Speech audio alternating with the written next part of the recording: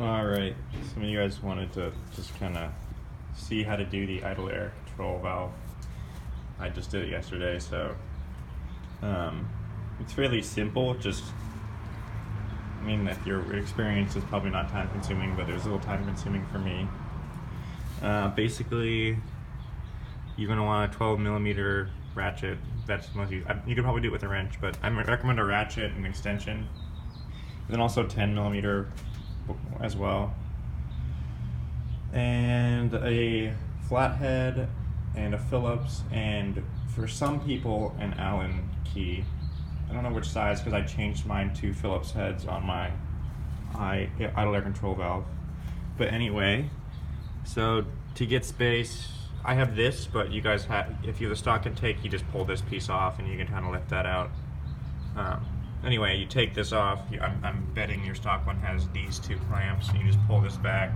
I left mine in, but you could probably take yours out because mine goes all the way and stakes all the way to the ground there.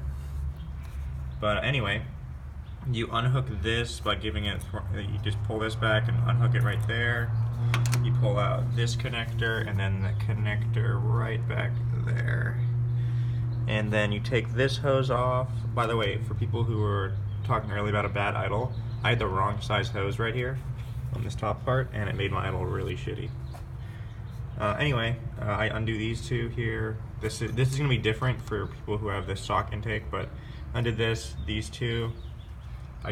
To make it easier, like you can try wrenching and trying to pull this intake off, but the easiest thing to do is just take out the battery, just these two ports here. I know my red thing's on the wrong one, but then you take out this bolt and this bolt just to give you some more space right here. And there's also two more bolts under the battery right there and there, and you can kind of wrench this out. And the top just comes off with these little clips right here, here, and here. And then comes the hardest part is actually, so this is the idle air control valve here. Let me see if I can just hook this somewhere so I can give you guys some good visual. But anyway, you can see it's that new piece here. The hardest part is actually what took me like straight up so long is that right there, that hose you have to take off, and it's hard to show you, but there's another hose. There's a hose right there, and then on the same, right next to it, on the other side. And both of those hoses have coolant in them. And so I used like a 14mm bolt and clogged them.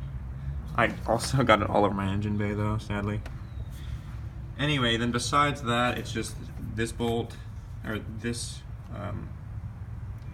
I can't think right now. Too much caffeine. This thing, the other one, this another one on the parallel to it on this side, and then same goes for this bolt, and then there's another bolt on that side as well.